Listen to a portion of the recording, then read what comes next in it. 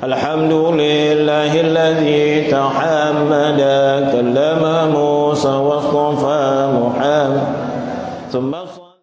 Jadi di antara tanda sayangnya Allah Subhanahu wa taala kepada kita, sayang yang luar biasa, rahmat yang luar biasa. Kenapa? Rahmat yang Allah Ta'ala tunjukkan kita sebagai umat Nabi Muhammad sallallahu alaihi wasallam, Allah Ta'ala tidak tunjukkan kepada umat-umat yang terdahulu. Umat Nabi Musa, umat Nabi Ibrahim, umat Nabi Nuh dan sebagainya, tidak sebagaimana kasih sayang Allah Subhanahu wa taala kepada kita. Kenapa? Disebabkan kemuliaan Nabi kita Muhammad sallallahu alaihi wasallam, maka Allah Taala muliakan kita. Kita ni umat yang dirahmati oleh Allah Subhanahu wa taala. Rahmat kita ini luar biasa. Rahmat kita ini luar biasa. Sehingga digurui oleh umat-umat yang terdahulu, hatta para nabi mereka. Nabi Musa alaihissalam, dia mengetahui bagaimana Allah Ta'ala curahkan rahmat kepada kita, dicemburui oleh Nabi Musa alaihissalam. Maka di antara tanda rahmat Allah Subhanahu wa taala kepada kita, dikenakan Ramadan. Jadi bila datang Ramadan, hendaklah kita merasai rahmat Allah Subhanahu wa taala. Bila datang bulan Ramadan, patutlah kita bergembira dengan bulan Ramadan, sebab ini kurniaan Allah Subhanahu wa taala kepada kita dan umat akhir zaman ini. Rahmat daripada Allah Subhanahu yang luar biasa. Kenapa? Sebab Ramadan yang dikurniakan kepada kita tidak diberikan kepada umat-umat yang terdahulu. Tidak diberikan kepada umat-umat yang terdahulu. Umat yang terdahulu ada perintah puasanya, tapi tidak ada kemuliaan Ramadan, itu tak ada. Maka kemuliaan Ramadan ini dikurniakan umat akhir zaman ini. Maka dengan bulan Ramadan inilah hendaklah kita sedar, hendaklah kita faham, dengan bulan Ramadan inilah kita akan menandingi umat-umat yang terdahulu. Jadi kita kena faham, bulan Ramadan inilah menyebabkan kita menandingi umat yang terdahulu pada sudut amalnya. Pada sudut amalnya.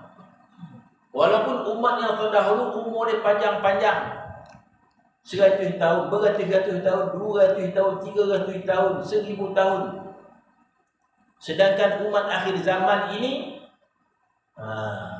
dah cacah 70 tu, siap-siaplah. Jangan nak liang warna dengan tu orang. Dah umur 70 tu, tak payah ni mandang kolang kawi ke apa, boleh, tak ada masalah. Tak boleh pula, dia sehat ni, ada apa lah kan. Mana kata umat akhir zaman ni usia dia tak panjang.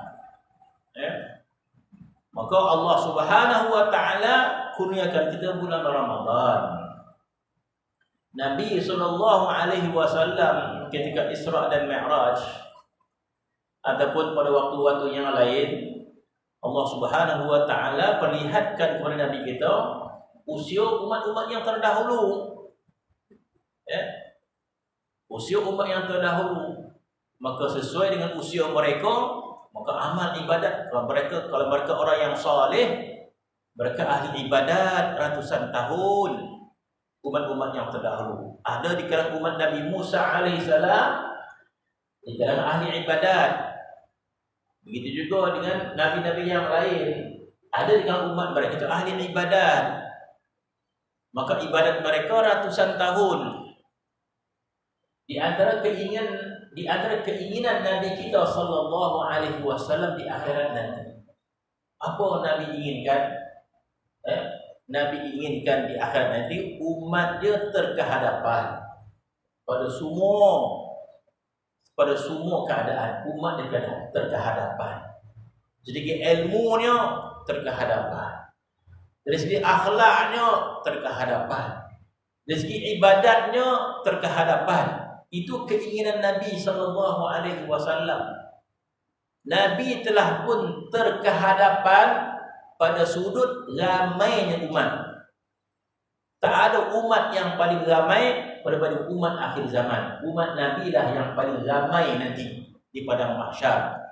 Ramai umat Nabi ini mendatangkan kebanggaan kepada Nabi SAW. Nabi ingin melihat kemuliaan pada umat dia. Tetapi apabila usia umat dia mengikut usia Nabi, kalau Nabi terdahulu usia dia panjang-panjang, umat dia pun panjang-panjang usia dia. Nabi Nuh alaihi salam ratusan tahun umur dia, umat dia pun panjang usia dia. Adapun usia Nabi kita sallallahu alaihi wasallam 63 tahun, itu bulan Islam. Kalau bulan Masih rasa tak sampai 60. Nah, jadi kita ni terlebih ekstra, siap-siap lah. Kalau usia Nabi ikut usia Nabi dia. Maka Nabi risau. Kalau umur dia usia pendek-pendek, umat dulu usia panjang-panjang, dahlah saudara kalau kena pencen buat saudara.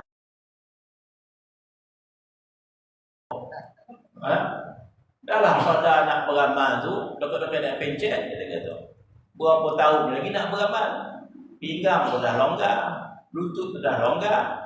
Banyak manalah amal kita nak bawa untuk menunjukkan kehebatan umat akhir zaman ni. Maka Nabi dah risau, siap-siaplah dahulu. Tapi dah risau dah macam mana ni akhir zaman nanti di padang mahsyar. Apakah akan terkebelakang umat dia? Maka Allah Subhanahu wa taala kurniakan kepada Nabi, kurniakan kepada kita sebagai umat akhir zaman bulan Ramadan. Kenapa? Sebab bulan Ramadan ini akan melipat gandakan amal kita. Akan melipat gandakan amal kita. Maka bersungguh-sungguhlah kita bulan Ramadan.